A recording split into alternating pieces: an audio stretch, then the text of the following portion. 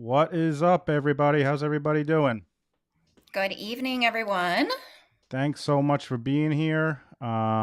Super excited about tonight's show. Super excited to talk to someone who is on the inside, guys. Someone finally can tell us what the hell is going on in that courtroom because from the outside, boy, oh boy.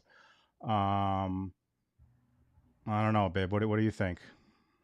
I'm just excited. He's been there since the very first day inside the courtroom.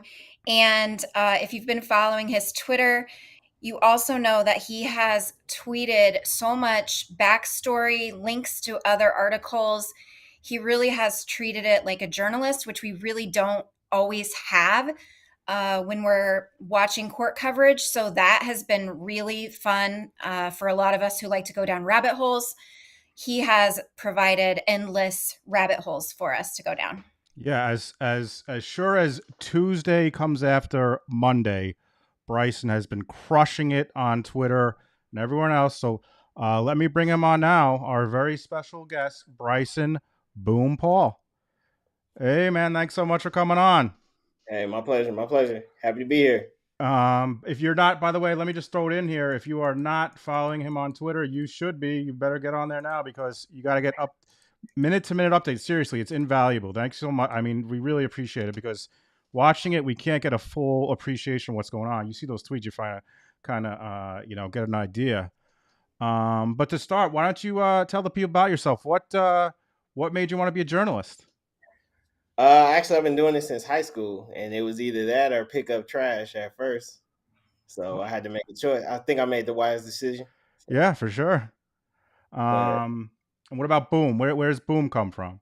all right, so Boom comes from. I started a magazine in college called Kaboom, and when I made the first issue, I thought it was pretty terrible, but everybody around the city thought it was great. And to my dismay or disbelief, it just caught on like wildfire, and so everybody just started calling me Kaboom because they didn't know my name at first, and then I linked up with this rap group, and I wasn't a rapper, but I linked up with the group, and we just all became friends, really good friends, and then after a while, they just took off the cut and just started calling me Boom on a regular basis, and it stuck, and I formed an identity around it, and that's where we are today.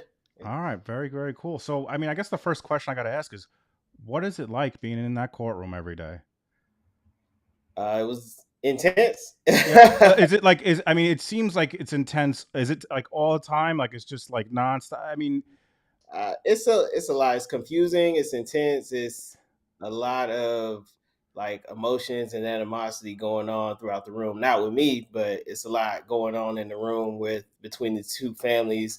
These two families were very close growing up, obviously through their kids, who were the group of YNW, who was Melly, Juvie, Sack Chaser, and Bortland, and just to have this incident happen that took the lives of two of their best friends at the time in the group, it's just a lot on both families, especially with both families watching these kids grow up together and just seeing how things played out. Now it's a lot of tension, it's a lot of theories, it's a lot of suspicion, speculations, a lot of angry people in the courtroom, a lot of calm people in the courtroom. So much going on, really.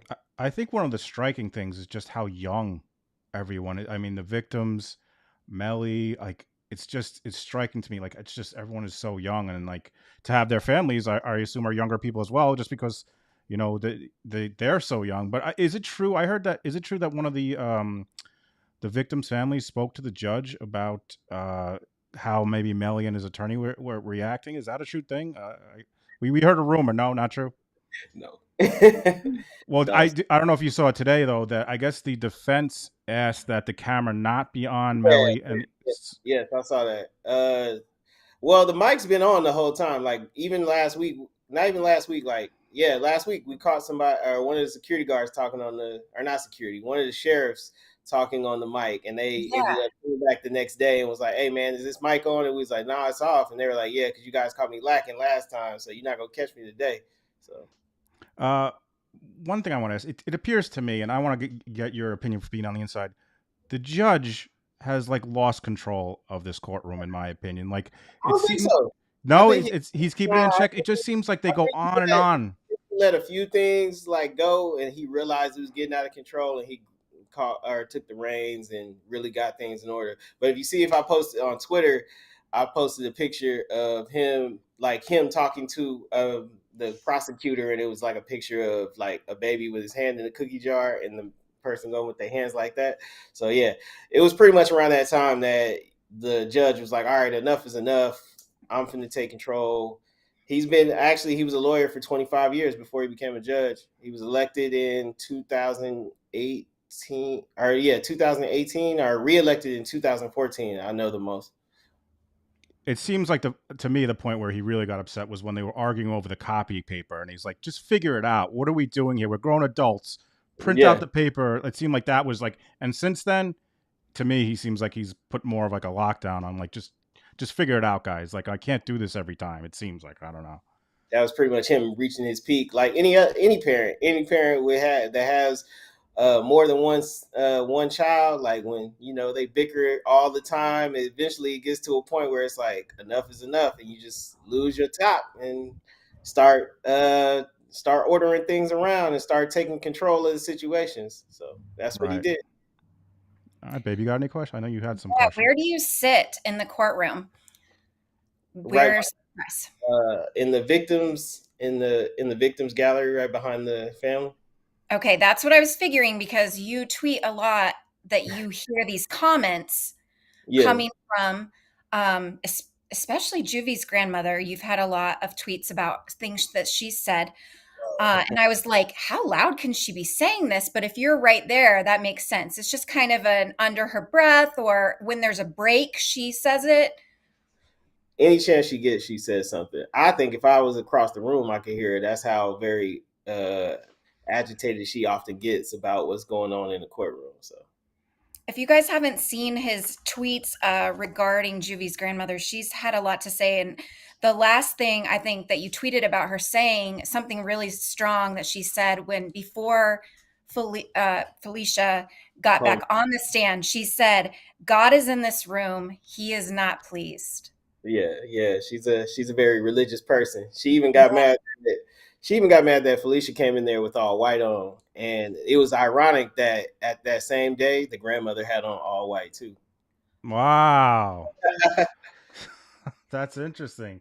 I mean, Yeah. has it got to the point? Like, are they are the security are the officers telling them they got to like keep it Nah, it down? hasn't got to that point. Nah, they may be. You could tell they're visibly not pleased with one another, but they haven't done anything to have like the sheriff step in or anybody be like dismissed or have to be forced out of the courtroom or whatnot. Now, there are a lot of times the obviously Juby's mom and Sack Chase's mom would leave as they would be unable to see pictures and see videos of their child still alive, and they're not there now, and it's been 4 years, and now they're seeing pictures and videos of them walking around like living, and it's like, okay, nothing's they're gone, there's no answers.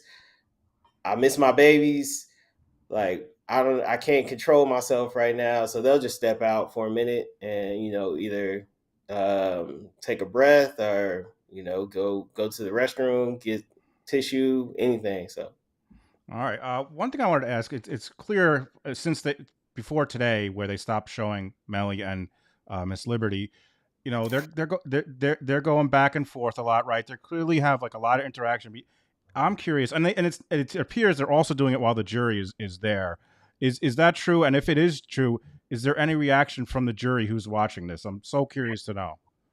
yeah, they're doing it while the jury's there. I haven't seen any reaction, honestly. I haven't seen any reaction from them as far as the conversations that Liberty and Melly are having.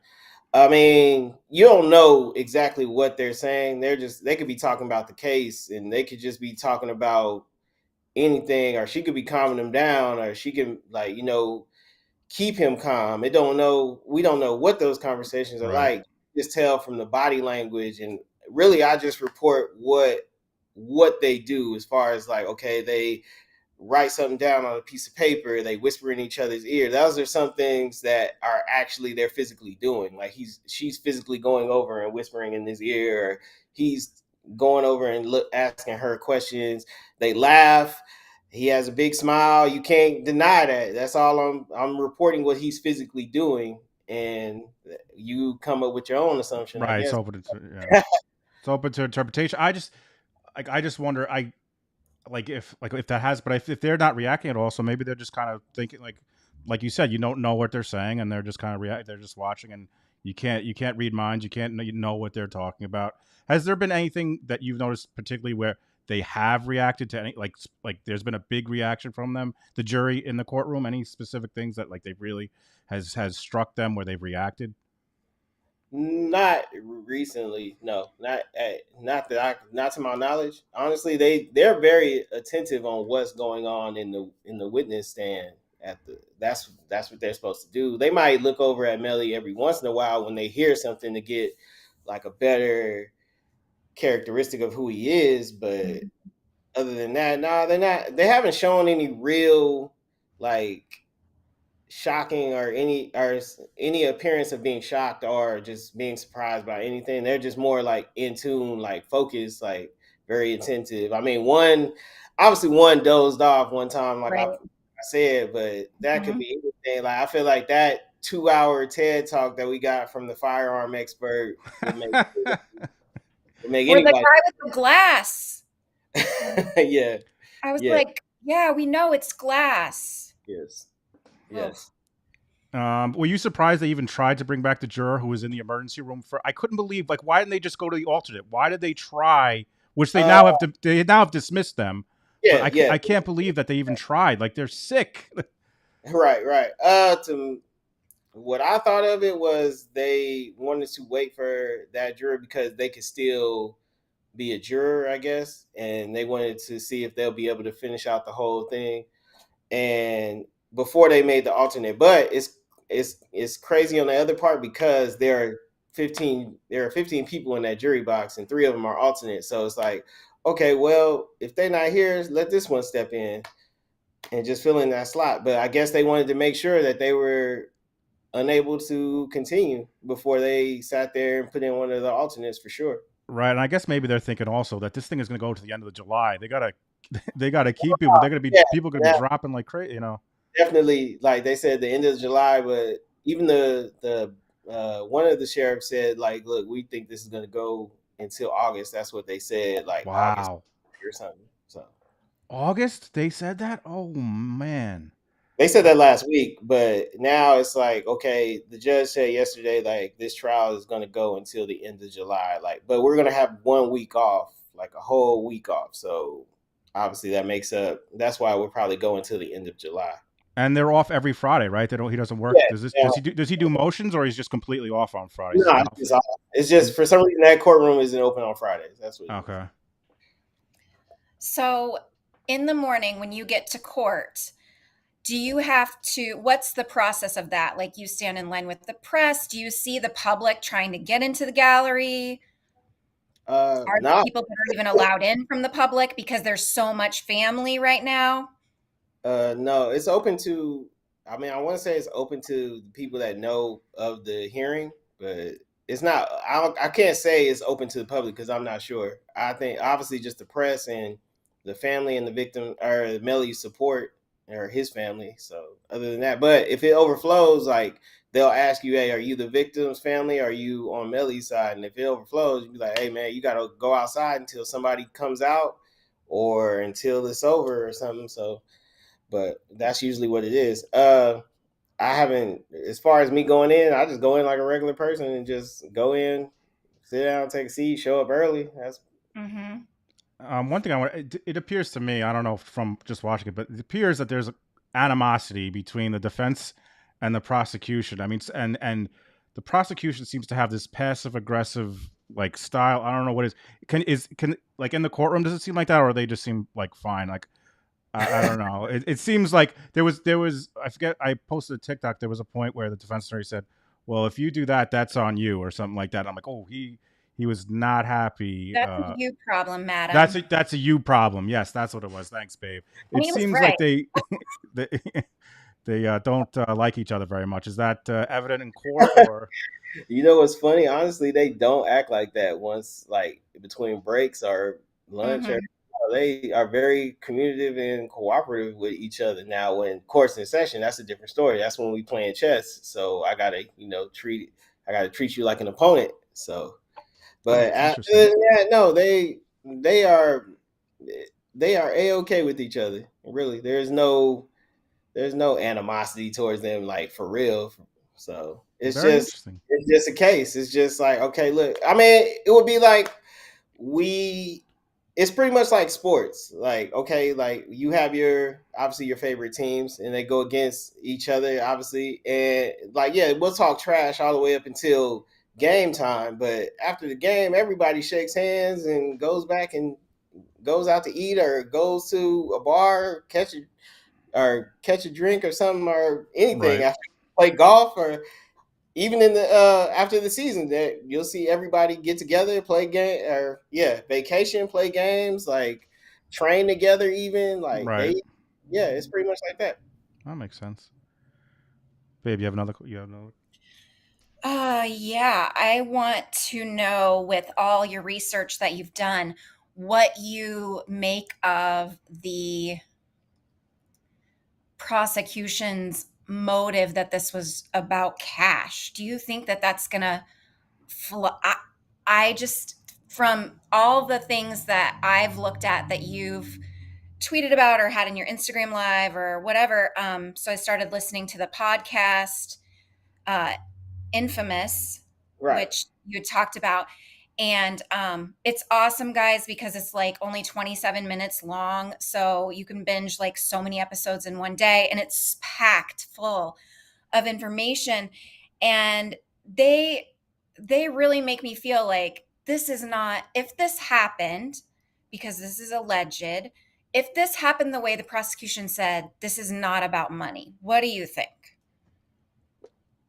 Uh I can honestly say I don't know. I just listening to the podcast, watching everything like the documentaries that they have on YouTube and just honestly just hearing the story is I've seen it done in movies. Like I've seen movies where best friends have killed each other over money or everything like that. Now in real life I've heard about it, but it had to be very very few far in between. You got to remember that these guys weren't just best friends. They really acted like brothers. Like they act like Mhm. he called them his twins. So and he got tattoos of their names across his face. So it makes it like yeah. So it makes it kind of like real sketchy to be like, yeah, he murdered his both his best friends over money. And being that the amount of money that they say he like murdered them over was in hip hop is definitely very, very, very light. Like it's like okay, like you could be mad that you feel like you're entitled to a certain amount of money or anything in that sort, but like the way Melly was on the rise, it was like okay, even if that was the issue, it would have been worked out eventually. Like the money would have came, whatnot. So he, one person, like they said, was mad over money. It's never been confirmed. Like there's never been a murder weapon found. So it's just really just we got to stick to the case and see, or stick to the trial and see what the jury decides at the end of the day.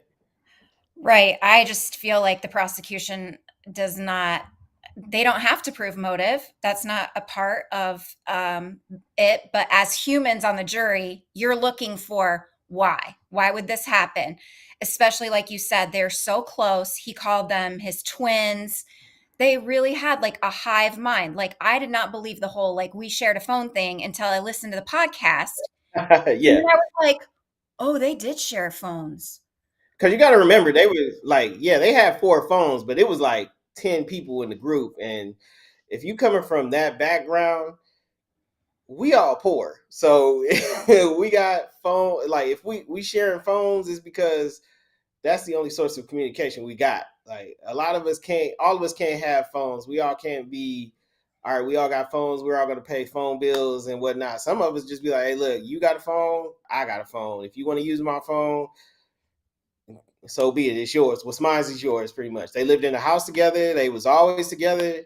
That's what makes it like even more suspicious. Like, why at this point in time, even with watching the surveillance tape of them leaving the studio, it didn't look like they had any animosity towards each other. It didn't look like they were like ready to go home and have issues or fight or anything like that. Now, it's been, if you watch or listen to the podcast, they had a fight at one point in time, but that's just hearsay on what it said in the podcast, or that's what the one other friend, the common friend between all of them, said, that it was a fight days or weeks before where Melly and Sack Chaser had disagreements. But they said even in that podcast, like, yeah, we would fight, but at the end of the day, we still brothers. Like, yeah, we solved a lot of our differences through fighting, but even though we would fight, we would get up and shake hands and love each other and whatnot afterwards too. So One Yeah, thing there I were. wanted to It ask is, was a fist fight. It go wasn't a ahead, gun Victoria. fight. no, it wasn't.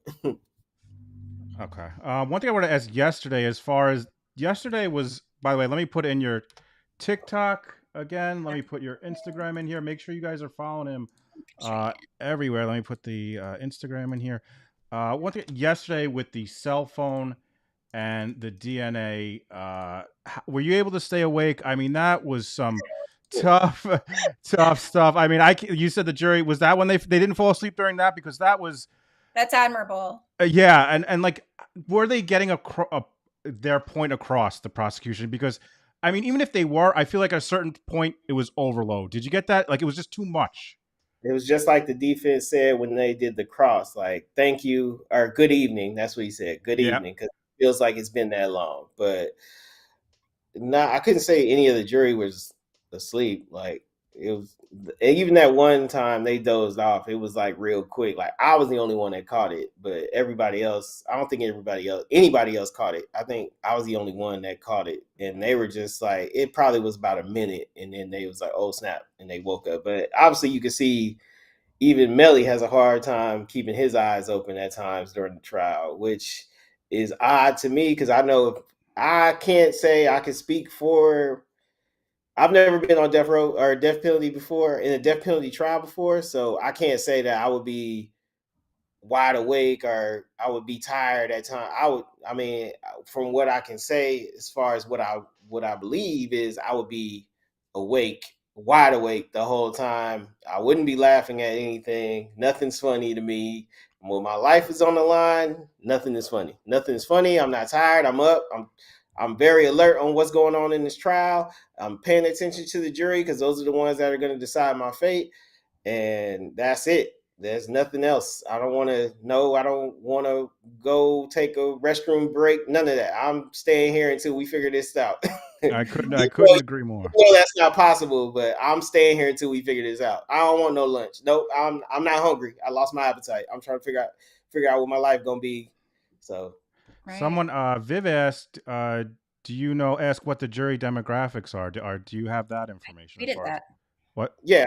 I said it was 6 black men and women together, and it was 9 women on the jury, Okay, and the awesome. age range was between like 33 and 50 to me. Okay. Oh, very interesting. Okay. Did you see the today? There was one juror that felt because the detective had a Yeah, mask yeah, on. yeah. So, yeah, they felt threatened. We thought it was. Go ahead. Did Sorry. you know I guess a confrontation law, I guess. No, that's what we saw one of the other lawyers say on like social media. It's a confrontation law that shows or that says that the defendant has the right to see the face of everybody, every witness, and every juror. So Well, it was uh, interesting. It was interesting because we noted that it appeared she said. What did she say, babe? She said the same thing that the defense attorney said. What she Yeah, she said, said it's inappropriate. it's inappropriate. Like, to me, one thing that I think is that I think about all the time with all these trials nowadays, when you have a certain age group, like our age and younger, like, how many people do you think when he says, "Don't go on the internet, How many like do you think people really are following like they're going on their phone and this is a big story. Like what are the odds that they're not seeing anything? If he felt that threatened, his name was mentioned. He sat in the lobby for over an hour with no mask on, which he admitted on the stand. So if he felt that threatened, I don't see how he would be doing any of that. I would have, if it was me, I would have said, "Hey, walk me out through the back, or call me and let me know, and I'll go up the elevator and just walk in with the mask on, and everybody will just look at me weird, like, hey, who's this guy walking in here with a mask on? What's Right. going on?" Or you know what? Never mind. Scratch that. I wouldn't walk into a courthouse with a mask on at any point in time until I took the stand. So, or I would just be like, "Hey, I'm gonna come through the back where the jurors come out, and had a mask on, and then take my seat, and then do the questioning afterwards. Go back through where the jury goes through, take my mask off, go on about my day." Right. Babe, do you have Is any? this there's a question in the chat. Is this the first trial you've ever covered? Yes, it is. How is Yeah, it so, going? What's it like to like be in there and try and get out the information as but like you have to get it in a way that like on a tweet that you can like that conveys what's happening. It has to be pretty difficult. What's that like to have to do that? I mean, I mess up. I can honestly admit I mess up a few times, but thank God I took debate in high school, man. I would be clueless, but I've messed up a few times. I can admit that, but it's been exciting. I didn't realize the amount of reactions I would get from people for just, detailing or live tweeting the trial. I didn't think I was going to get like this much like engagement, this much like appreciation, this much back and forth between people. It's funny, like it was kind of weird at first, like people were commenting, on what I was tweeting, but it's cool now. It's a lot easier to engage with people because I know they're just as enthralled in the case as I am now, or invested, not enthralled, but invested in the case as I am now. So it's like, okay, I can build off this. I can talk to people. I feel more comfortable talking to them about, even when they give me the bad comments, I'll be like, "Oh, okay." Like somebody said something today, like, "Hey, I'm happy you got kicked out of there or something." And I said, "Objection." Like I was going with the court. Like it was, you know what? He wasn't talking to me. He was talking to somebody else that made a comment under mine, and he said something. He was like, "Good, he's trash anyway," and da da da da. And I said, "Objection." And then like somebody else said something, and I would just use my references that I know from music and all my knowledge from music, and I would play along with the people leaving comments or people tweeting back at me. So I mean, with Twitter, I'm sure you're learning. It doesn't matter what you could say. I mean, you could say the sky is blue, and someone's going to come at you and be like, "Well, what day was it? And are you sure? What color?" Like, it doesn't matter on this people. But I mean, honestly, you're doing a great job, and it's good to have those. Like I said, you can't get this. You're seeing it from a perspective that we can't all see. So, thank you, and everyone's saying in the chat, thank you. So you're doing a great job. Kaylin says, "Tell Bryson I'm proud." He's repping Dallas. So there you go from Galen. Proud that you are repping Dallas. all day. Do you guys have Uh, any other questions? Babe, did you have any other questions? yeah. Oh, I'm yeah. sure she has plenty. She's very very participant and are participating I when we. have been, I, well, to talk about you in the courtroom, I, I tweeted at you and I said, at Law and Crime, I'm disappointed with you. That's neither here nor there. You don't need to comment on that. But I said I wanted you to stay on with them because you were doing such a good job. But what I really think is this is so different what you were providing because I've been involved and interested in true crime for many years. And I have never had someone on the inside that gave the type of commentary that you gave. It was so accessible. It was so down to earth. It was not Well, just a I wouldn't say was. I could say is. is definitely, I could say definitely. It still is, but it's so different than what we've had before. So when I got a little scared that you weren't with on Law and Crime anymore, and you see this new lady coming in, and she's a lawyer, and I love lawyers too, but I'm just like, oh man, I'm so glad that you're staying on, because it's seriously been, I think you have engaged people that wouldn't have been engaged otherwise. And I think that that is just invaluable to just our system as a whole. Everyone deserves, to be able to have justice. And I think the way that you have presented Melly's case has been so fair. Thank you. You're Uh, welcome. just based on my journalistic background and just what I've learned in just being a part of the music industry and sports and pop culture, really.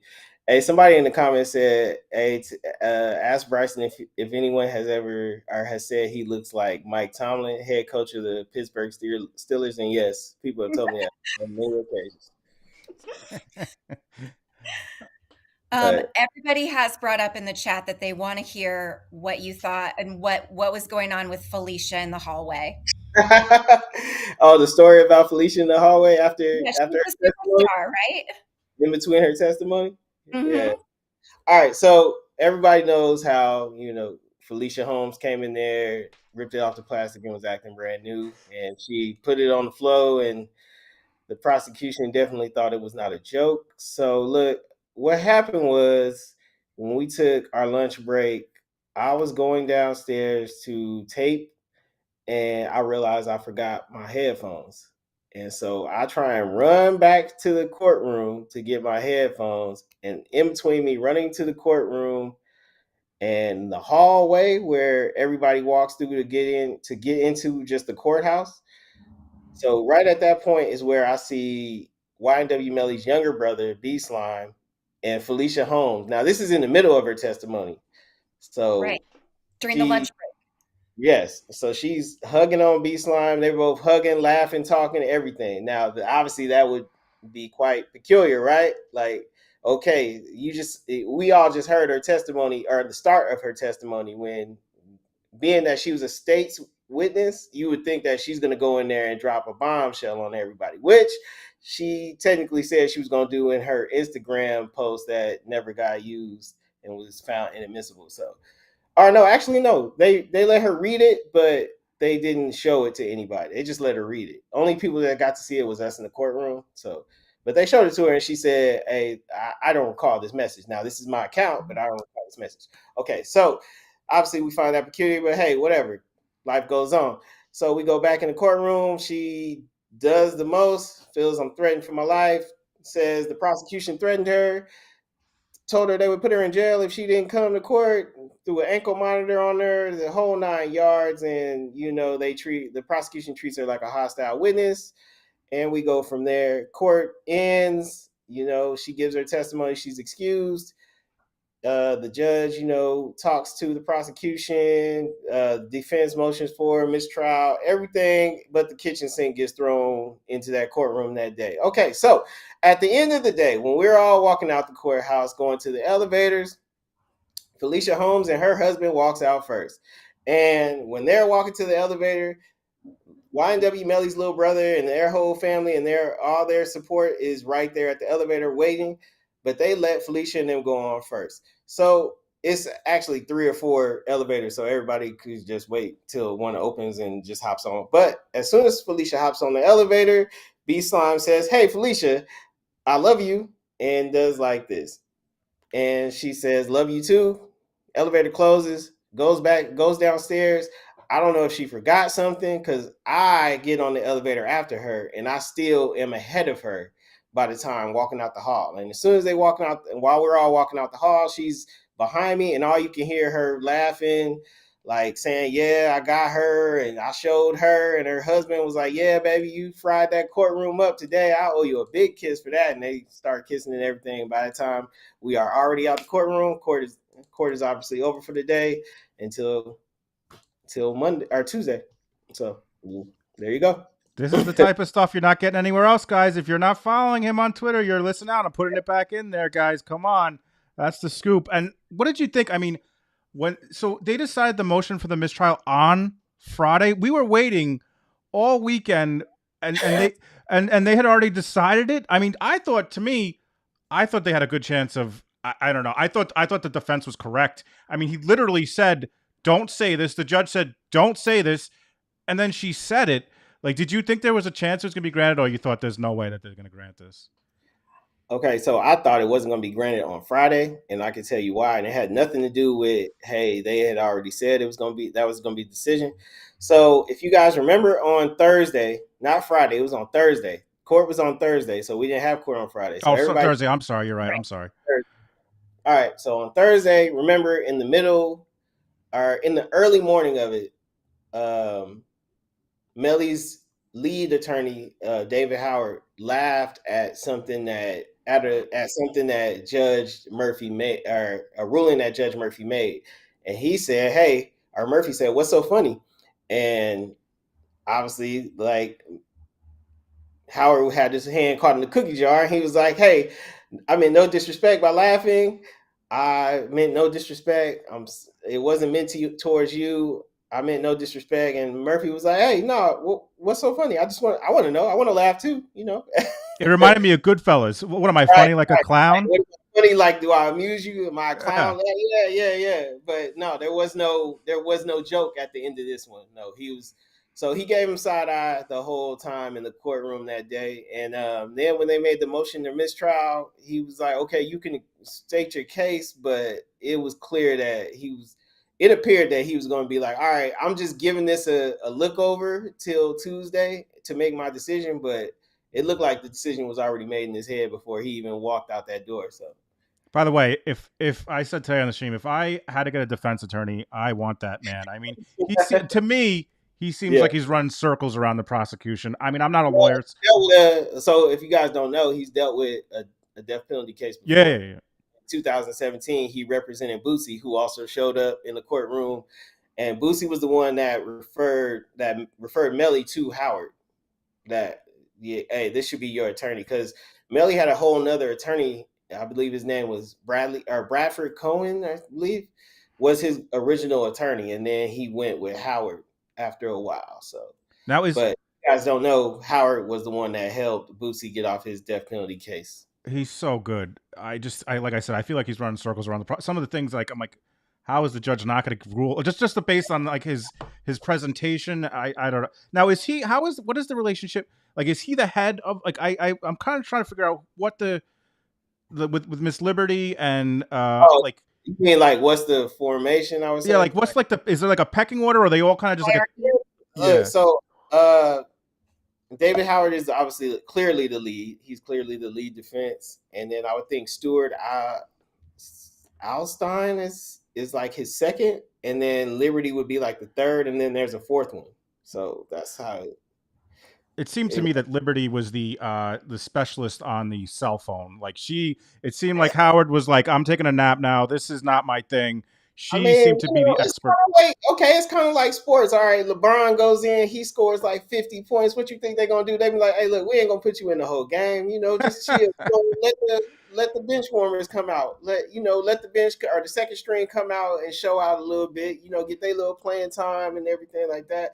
Now, when I posted about her going in and doing her thing, that's when everybody was like, "No, she sounds nervous. She doesn't sound professional in the tweets and whatnot." But I think she did a great job. She did for her first time questioning this trial, and she also represented Kodak Black in 2017 and got him to not serve any jail time for a probation violation. So she knows what she's doing. She's not a novice to this at Oh, all. I mean, it was very clear she knew what to ask about the cell phones. Whereas, like, what's the distance? Can you say if it's on the highway? Is this a football? She very clearly knew that. And Like, her that was like objections were like immediate. As soon as she knew something that wasn't in the evidence or wasn't, she was like, no, I object. Well, if you know, like most of the lawyers or most of the attorneys in this trial have been saying, like, "Hey, look, I've been staying up since until 2 a.m. studying this, that, and the third." So they definitely came in well prepared for what they were going to do that day. And she came in ready. I was going to make a tweet one time that had like a Wonder Woman like GIF or something on there that showed that how phenomenal she was doing that day. So And then it was interesting to see that the prosecution got the charge for trying to kind of get stuff in. What did you think about that? Where they're trying to like, and again, it was very clearly made by the defense that they were not provided this stuff, and now all of a sudden in the middle of the trial, like, well, how was that like? What was that scene like when it went down in court? Uh, Shocking. Yeah, it was. I mean, it was like you can't do that. Yeah, you can't. But look, it's a lot of wild things going on in this trial. A lot of stranger things going on, especially literally a Stranger Things jacket has been admitted into. Yeah, that was And then I a saw one of the tweets right, or one of the comments right now that said like Liberty saying she was a boss because she did say that. So an intern asked her, "Who are you?" And she said, "Me." Or she was like, or yeah, I think she said, "What's your name?" Or she said, "Who are you?" And she said, "Me, I'm the boss," and just left it at that. And I remember tweeting it because I heard it, and I was like, "Okay, cool. This is gonna be something that people already have mixed emotions about her anyway, and that follow the tweets and the threads or whatnot." So they was like, "Okay, she's a prude. She sounds so rude saying that," and so I knew that was gonna get people like riled up and ready for court that day. So well. I'll tell you this: my most successful tweet ever was I tweeted like an 8-second clip of her book evil plans what did you think of evil plans and stuff? How you gonna go with she's gotta know it's gonna she's on camera and she's a defense attorney and her book is evil plans and stuff. I couldn't believe it. It has like 1.4 million because obviously everyone is reacting to that. Was that, did you notice, like, did you see, you must have seen that and be like, this is gonna blow up. Like, I couldn't believe that she had that book.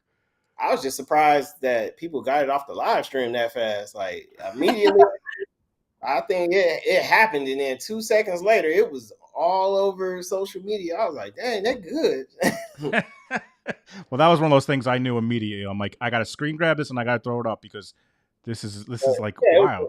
it's a notebook, but I mean, people were even sitting there like, "Hey, I'm gonna buy this on Amazon right now. I'm looking for it right now." Yeah, Like, people were tweeting that at me. They're like, "Here's the link. I'm gonna get this book."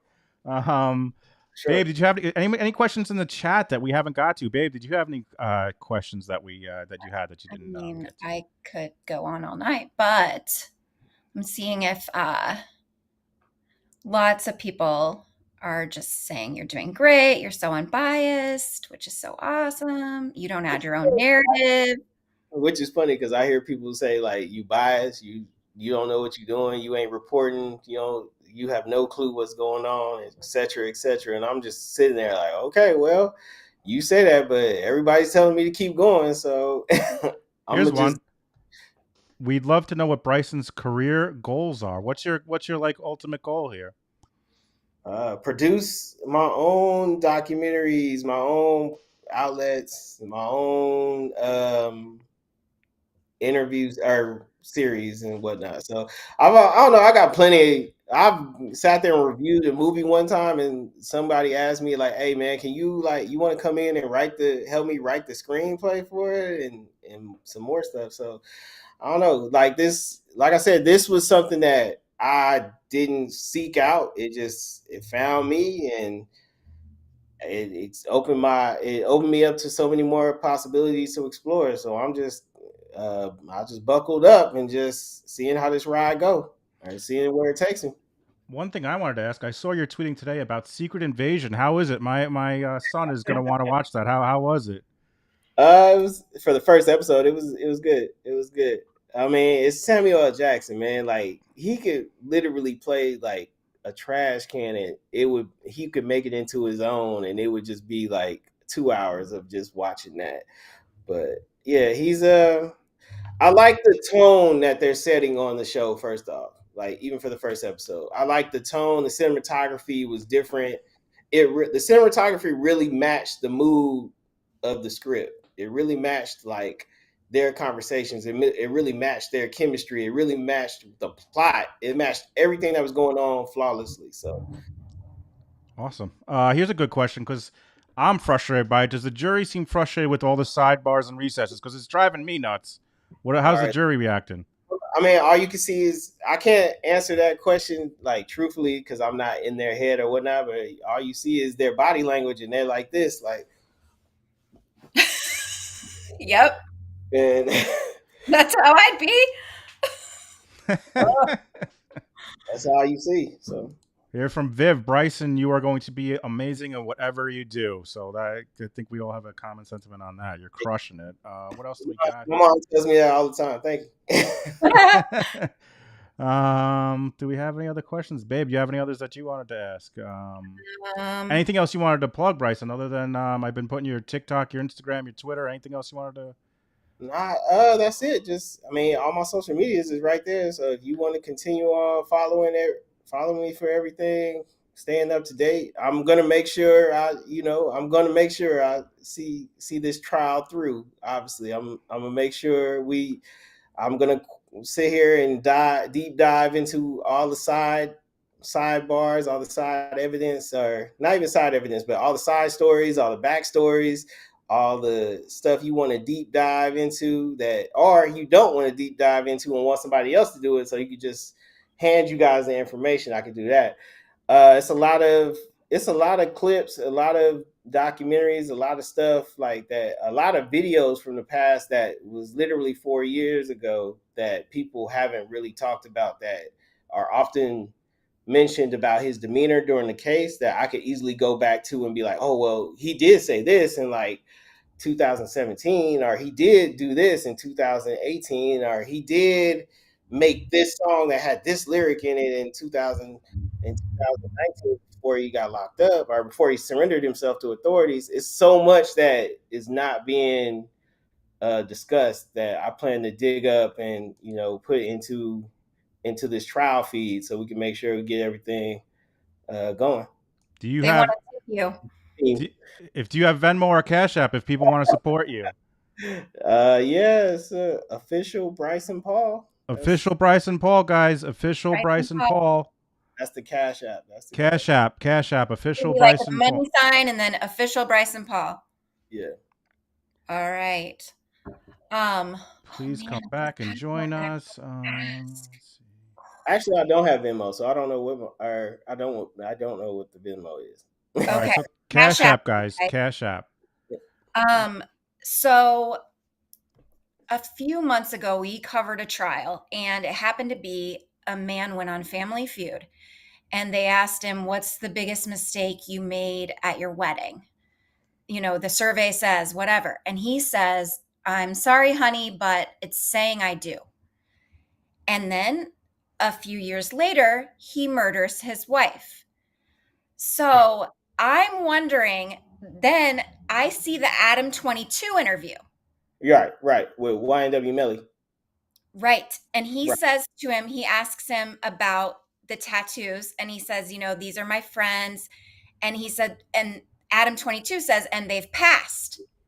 And Yeah, he and said, no, they right there. yeah, he says, no, they're sitting right there. But He also then has Adam 22 says, I'd never get people's names on my face unless they were dead, or, and I just it brought me back to that Family Feud moment. Do we all have a moment like that in our history where if we are accused of a crime, it's going to come up? But foreshadow. yeah, but it did. It felt very eerie when I watched that. Well, technically, we don't know if he murdered his friends or not, his best friends or not. He Right, allegedly, it was right, allegedly right, drive-by. It was alleged he killed them. It was alleged that Borland killed them. It's a right, lot of variables in this, so we got to wait until. I mean, honestly, at the end of the day, no matter how the trial plays out between the jury and what they decide, we'll never know for sure what right. happened that night. Only Melly and the two people deceased in Portland know exactly what happened that night. So, Well, awesome. I don't know. I think we got everything. So I really seriously what thank you. do y'all think of what do you guys think of the tattoo of Sack Chaser's mom across Melly's neck that Uh, they wearing a turtleneck for? that's Yeah. interesting. But I also thought it was interesting that he was wearing the turtleneck, but then he wasn't wearing the turtleneck. Like he was. Then he wore his suit the Then other day.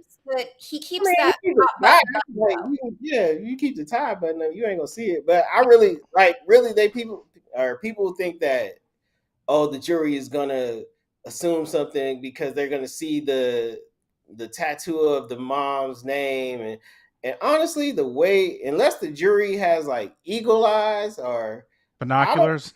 Yeah, I don't see them looking at the side of like, oh my god, look way over there. He has somebody's name on across his neck. Like, I don't think that they play into it like that. I could be wrong, but I don't think they play into that like that. And plus, he's like very like for you to see that tattoo, you got to be literally miss like his attorney Liberty right next to him to see that. You can't see that from way on the other side of the courtroom and make a judgment. And even though it's a woman's name at that, so it's on top of that, it's like okay, so he got a woman's name across his neck. He did it. Like, come on, Right. man. Like people on the internet are making it like, oh nah, he just trying to cover it up because he know he wrong and he know he killed them people and Oh, whatnot. no, I definitely think that was just because that's an old attorney thing where they're like, we want you to look as innocent as possible. And innocence is like, you don't have any tattoos, which is silly because it's a bygone assumption. And also because I feel like if I was on a jury and I am sitting in judgment of someone who is a rapper, I'm going to expect them to have tattoos as that's part of the fashion of people that are in rap music. So it's not going to mean to me like, oh, he's a killer. Right. I mean, they try and use his music against him too at the same time, but the time he made those songs that people reference all the time, he made those like when he was 17 years old. Those people passed away a whole year, over a year later, and they're trying to say like he did it. Look, listen to these songs or listen to this song. Like no, he made them. He originally made that song when he was already in jail when he was 16. He recorded it when he was 17, and then he got signed to a label in 2018, and the label repackaged it, re-engineered it and put it out into the world. And it was already out for 2 years before that. If you were a true fan of him, you had heard it on SoundCloud already. It was just a little bit different. It was more sped up. It didn't have the same production. And like I said, in 2018, then they changed it up, slowed it down, released it on a major label as one of his first singles with his new deal with 300 and Atlantic, and the rest is history. And then 4 months later, then like unfortunately, Sack Chaser and Juvie pass away. But then like people don't remember that they believe like, oh no, he was arrested or whatnot. Like no, he surrendered himself to authorities before he wasn't arrested. And people think he's been in prison for the last 4 years. Like no, he's been literally sitting in the Broward County jail for 4 years with no bail.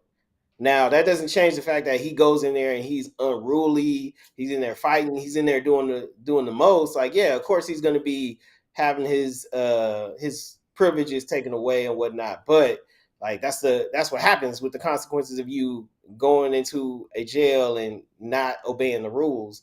So Flushing towels and things. right. Like, but what do you expect? Like, I surrendered myself. My friends are dead. Like, everything he has history of having problems in school, on the streets, having issues with the Broward County sheriffs, having issues with other people in not only in hip hop but in his hometown or in South Florida, like all of that. Like he really, and on top of that, he's been diagnosed as bipolar and everything under the sun when it comes to that. So it's like, what do you think you're going to get when you try and put this man somewhere where he can't leave, he can't go home, he can't go do what he wants to do, and on top of that, he can't wear what he want to wear and look how he want to look? Like, of course, you're going to get somebody who is very aggressive, very agitated, very short tempered, very mischievous, and just unruly. And again, so young. They're so young. It's just so striking to me. I one question I'm seeing a lot of, and I'm not sure you're gonna be able to answer this. What do you think the temperature of the jury is, more for Melly or more for the state? I have to assume that's gonna be hard to can you? I used to work a case job where I had a bodily injury and I had to watch the jury. Like there were lawsuits for injuries, and I was watching the jury to see were they believing the defendant, were they believe, and I just it's so hard. Can you like it's impossible, right? It's impossible to tell like what the jury now. This is a particular case because this is a death qualified jury, which means they are 12 jurors who are 15, I guess, is including the three alternates. But there are 12 jurors who are prepared to sentence the death penalty. Like they went through all the preparations, all the steps that make them able to make a valid decision on whether, pretty much he lives or dies, I guess I would say, because there's no life in prison for him for this. Like it's either unanimous decision found guilty or unanimous decision found not guilty. And then once he's found guilty, if it's a unanimous decision, he's found guilty, then they go into the phase where they vote if he should be sentenced with the death penalty, which is what the state is seeking. Now it's an 8-4 vote, which is new for just the state of Florida and just how they're going to move forward with trials. Florida's already had 3 to 4 people already executed on death row. So but it's an 8-4 vote. So if 8 people vote that he should get the death penalty, then so be it. That's what's going to be happening. But at the same time, people also got to remember that just because if he does be found guilty, and they say, hey, it's an 8-4 split, like we're going to give we Oh, we froze. year. No. He Oh, still has years. Can you see me? yeah, I can see you. Now we can. Yeah, no, he still has years to he still has time to appeal it. He still, like, the last person that was sentenced to the death penalty has appealed it like 5 or 6 times still, and he's still alive, and it's been like 10 years since he was sentenced.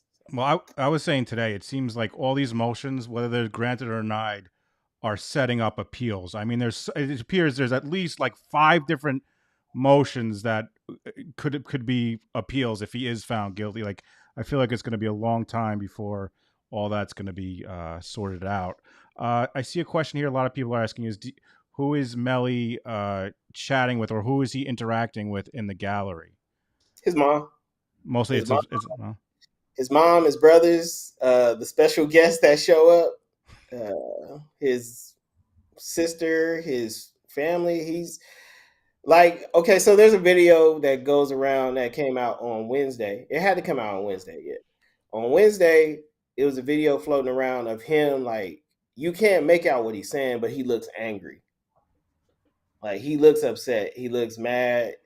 And people ran with that, like, look at Melly flash in the courtroom, or, lash out in the courtroom or whatnot. But really, somebody who could read lips just said they interpreted what he said, and it said he was looking at his mom. He said, "I'm great. I'm good. Are you okay? Like, I'm good. Don't worry about it. I'm good. You great?"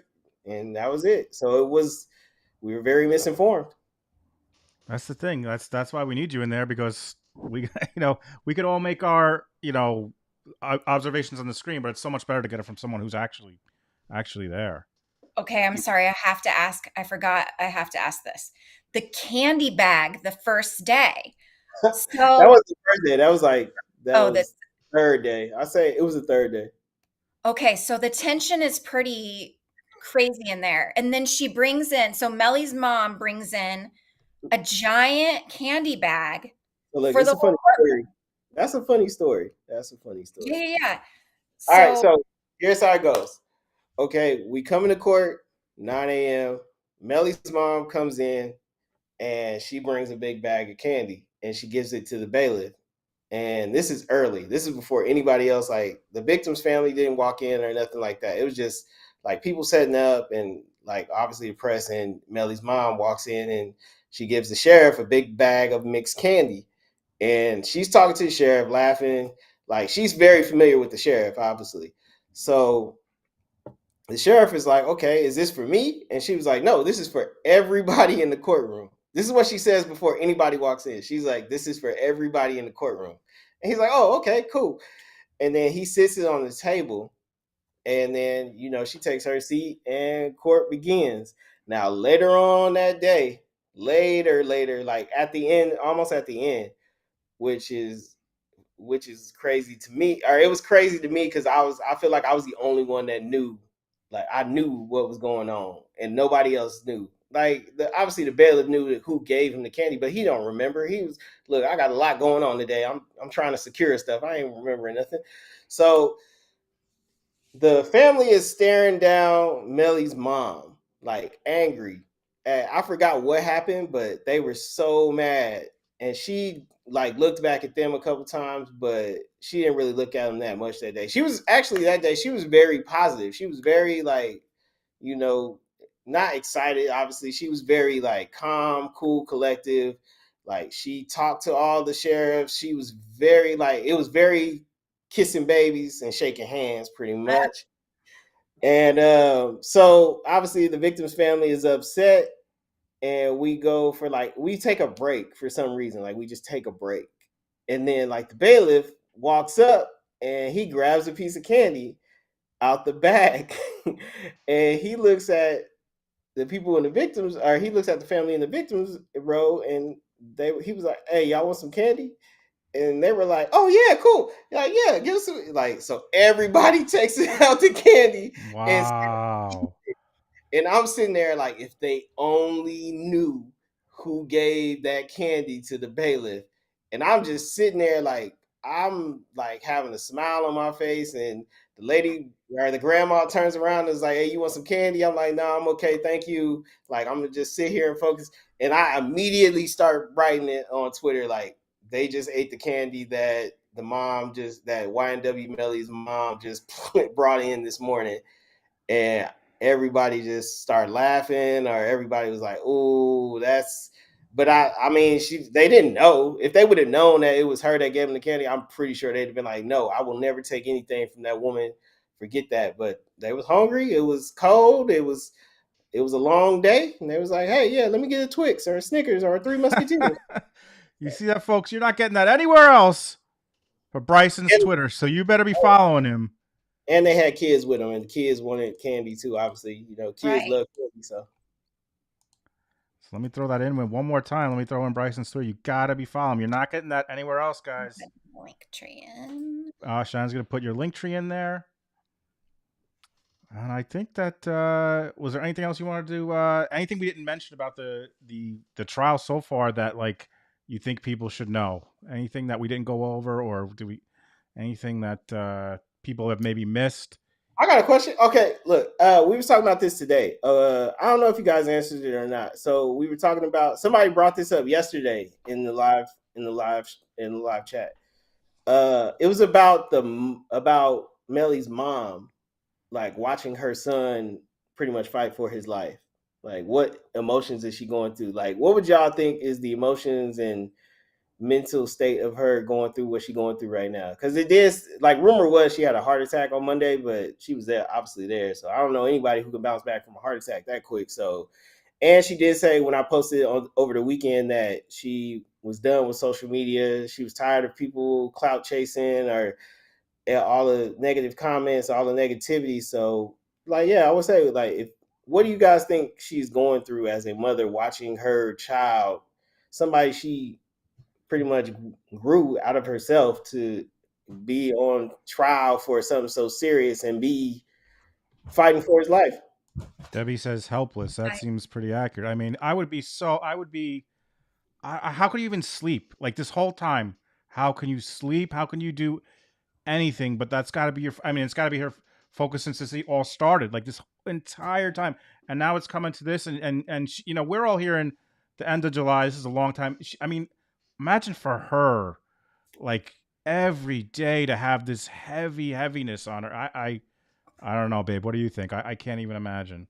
well, we've had another guest on our channel who is actually the daughter of a serial killer, and she is very passionate about treating both sides of when a crime happens. They're also victims. She was a victim of her father, even though she knows that her pain is nothing like the people who lost someone.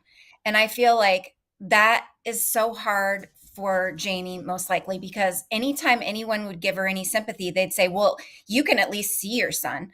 You can still talk to your son. You can't they like to make it It's not so like you want to. You can't talk to them and call them and all that. And, right, but but how does it feel in being okay? But how does it feel like as a parent? Like you didn't commit this crime. Your child committed this crime allegedly. Like, but right, you're still like obviously you're linked to your child, so it's pretty much like you did the crime too. So how does that work? Like, right, right. And so I feel like she is also a victim that is just not getting her the support that other victims are. You know, Sack and Juvie's moms are obviously looked upon more sympathetic than Jamie is.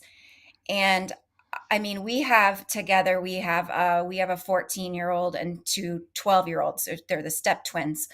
But and I can't, because even if my child committed the crime, I'd be there every single day, just like Jamie is.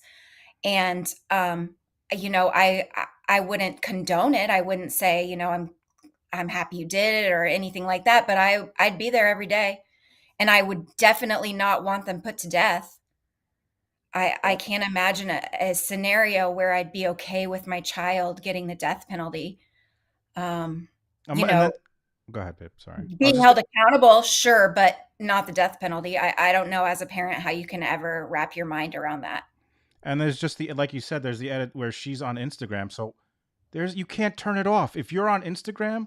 I mean, we're all covering this in a different way. You know, we can at the end of the day close the like she's on if she's on Instagram or stuff like that. Like, there's no escape. And then worst of all, you get like we've discussed, the internet can be, you know, I just can't imagine the comments she's getting and like.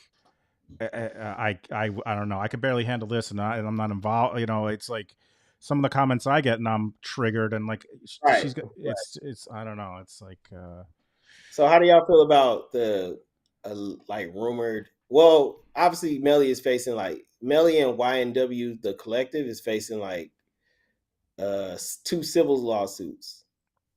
So, but they range all the way up to like $500 million, like wrongful death suits. How do y'all feel about them trying to, I guess, get that much money for a wrongful death? Like, so you saying that the price of, I mean, the price of obviously a life can't be determined by money. Obviously, we all know that. But isn't it a bit of a stretch to be like, hey, we're seeking $500 million at most? well, I think it's is it ongoing at the same time? Like that's what's interesting to me. Does that normally happen at the same time? Isn't it usually after the Well, technically, it started before the actual trial. So the two civil suits started way before the trial. So That's interesting. I don't even know. That's yeah, like you said, how do you put a value on that? How do you I mean, you could. There's no way to put a value on it, but like when somebody like, hey, we're suing you for $500 million. Like he's a rapper, but he's not a billionaire. It's no way you were gonna get like it's no way that Sack Chaser and Juvie were gonna accumulate $500 million under his collective or whatnot. I don't believe. Do you think that they chose the amount because they wanted to cripple his ability to make money in the future? Like, so sometimes when that happens, You need him to make money in the future if that's but the case. right, but a lot of times, so like a civil suit happened in the OJ Simpson case Yes. where he was found, you know, civilly liable. So then no matter what he did, that money and the royalties of everything that he ever did went to the Goldman family. And I'm wondering if they're kind of following that formula of, you know, we don't want you making music and making money off of it. We're going to make the money off of it. Right, right, right. I mean, just based on the attorney that they have, I mean, they as long as it's not the state prosecutor Kristen Bradley, we you should be have a fighting chance. Yeah. That's true. Yeah, I just when you said like Google if you can switch prosecutors, was Oh it yeah, there? yeah. I thought that was gonna be like I thought that was gonna be hilarious because I tried to Google it and I didn't want to post like the answer because I didn't want to be wrong. So I just was like, hey, well, let me just ask it as a question. We got plenty of time since we didn't did 18 sidebars today, so we just sitting here hanging out. So let me just start asking questions that directed towards everybody following the tweets.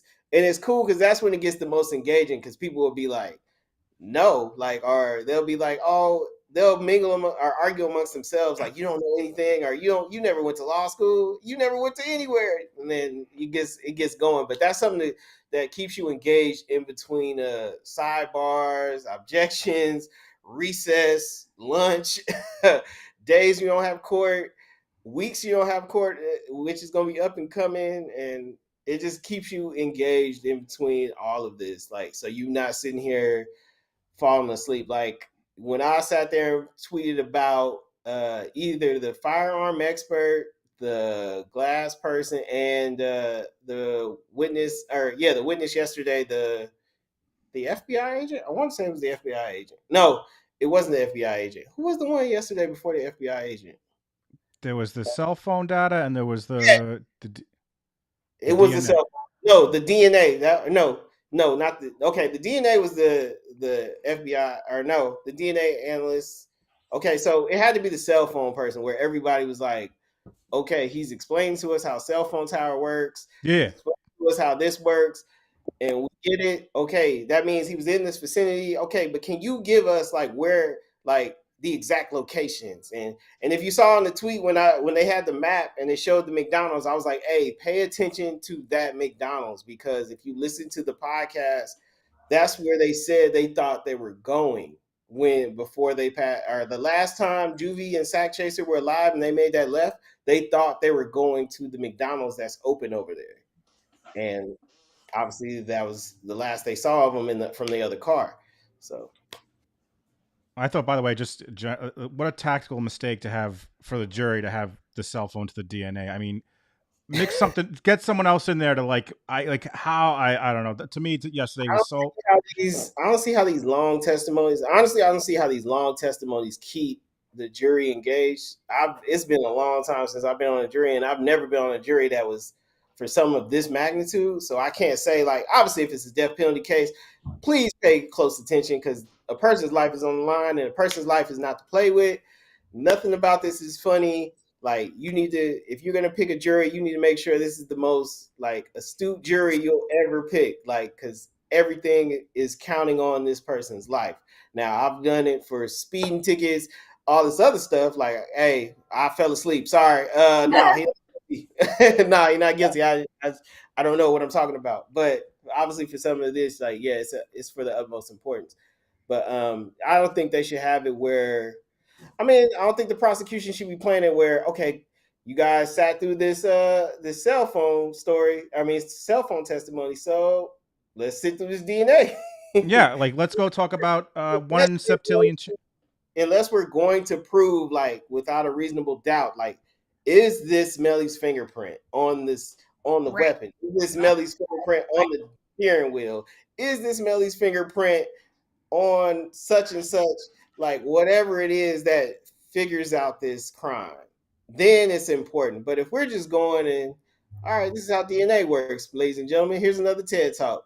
Like, it might as well come with like special theme music when they come out and everything, hand claps and some more stuff. So I said they should do like in Jurassic Park where they have the DNA guy. Like it should be yeah, I'm DNA, and this is what like, yeah, yeah. I think they would be more engaged with that. Except this guy was like, no, I don't know, I But just we saw can't.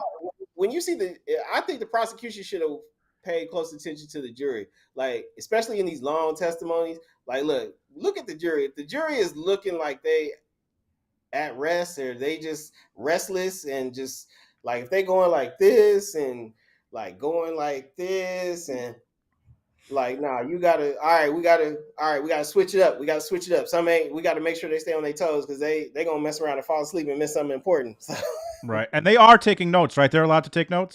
yeah, they're taking notes. They all have notepads. They Good, all because have. I can't imagine not having a with all this information they're getting to not have a notepad. I Yeah, mean, I feel like with them taking notes like that after these long testimonies, I feel like they're ready to go take an exam. Like, hey, look, I can go get my gun certificate to be an expert in firearms right now. Like, or right. I know everything there is about DNA, or I know everything there is about cell phones. Now I know I can go work for AT&T. I might as well go fill out an application after this. It's true. They're learning, man. They're definitely learning. Facts. But I think that's it. Thank you so again. Thank you so much for help giving a lot of inside information that I know a lot of people saying in the chat here that they did not know. So we really appreciate you coming on. Facts. Check him out on Twitter, TikTok, Instagram. Oh, okay. I We're do going to have one continue. question.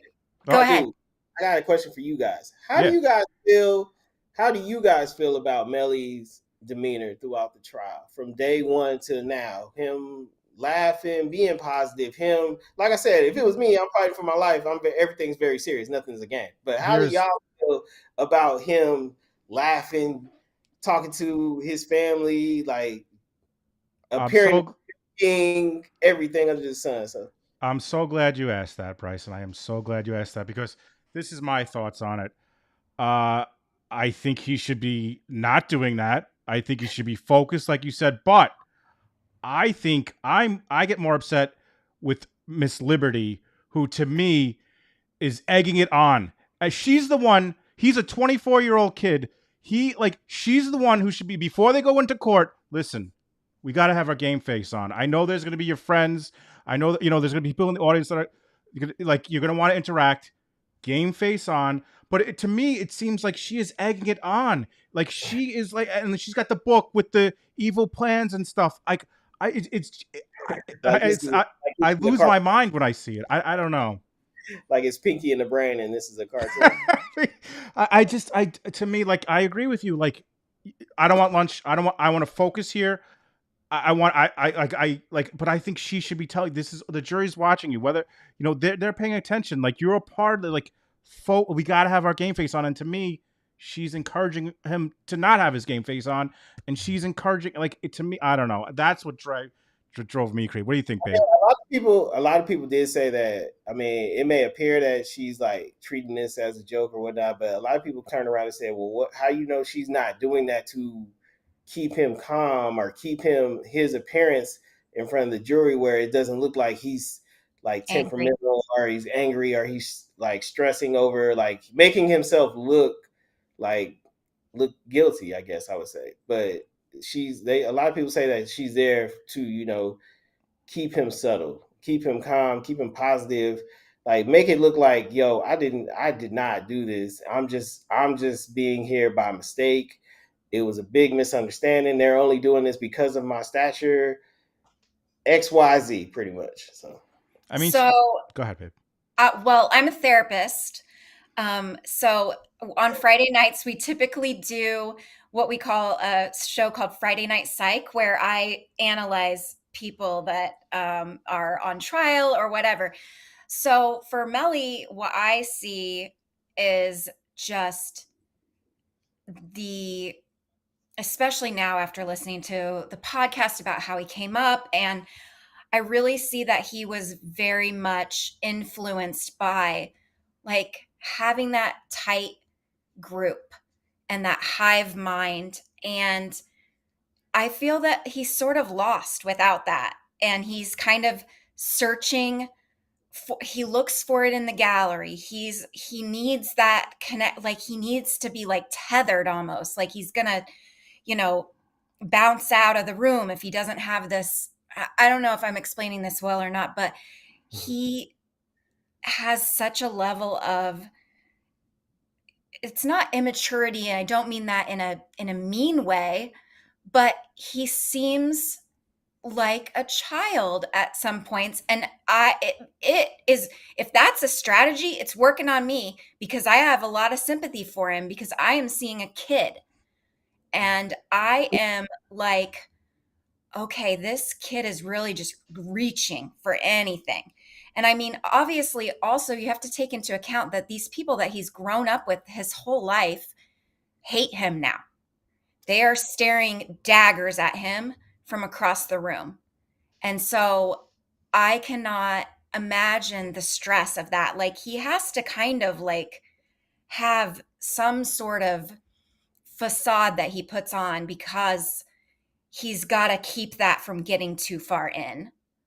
facts. Um, A lot of people don't talk about, like, they talk about like, okay, he's laughing, he's like very like charismatic in the courtroom, or very like, it doesn't appear he has any remorse. But I think a lot of people forget that on the first day, like when they showed the bodies of Sack Chaser and Juvie, like he sat there and wiped his eyes, and he had a vulnerable moment that people hardly talk about. But we all sat there and look at him laughing with Liberty. Look at him like talking to his mom. Like look at him talking to everybody in the gallery. Look at him smile big when he sees celebrities show up. But they also don't never talk about him being that vulnerable. That was like the most vulnerable he's ever been in that throughout this trial so far. Like so, I mean, people don't talk about that much, but that was a big moment that we need to. I think the jury saw. They had to have seen him like go like this and wipe his eyes, and then they didn't notice that when they were showing pictures of Sack Chaser and Juvie, or showing videos of Sack Chaser and Juvie in them, like them all together, like getting into the car, or them just walking around the studio, or them walking around the house, or them going to a store. Like any video that had them in it, he would never look at the videos. He would always look away. He would always look down, look away. He would never want to see, or he never looks at them when they're on the screen. That's a very good point. That's a very, very good point. Awesome observation. It really is, because there has not been a lot of emphasis on that at all. You're right. I don't think I've seen any tweets about or any his reaction about that. That's a really excellent point. But I guess that's that's what feeds the internet. Like people don't want to talk about that. They want to talk about this other stuff, and that's just how it works. But that's a really excellent point and excellent insight. So thank you for that. And thank you so much for coming on. Seriously, we really appreciate you taking the time to come on with us. And I think that's it. So thanks so much, and thanks so much for being here, everybody. Remember, follow him. Remember the Cash App. What's the Cash App again? Official Bryson Paul. Official Bryson Paul with a $, guys. Thank you so much. Have a good night, everybody. All right.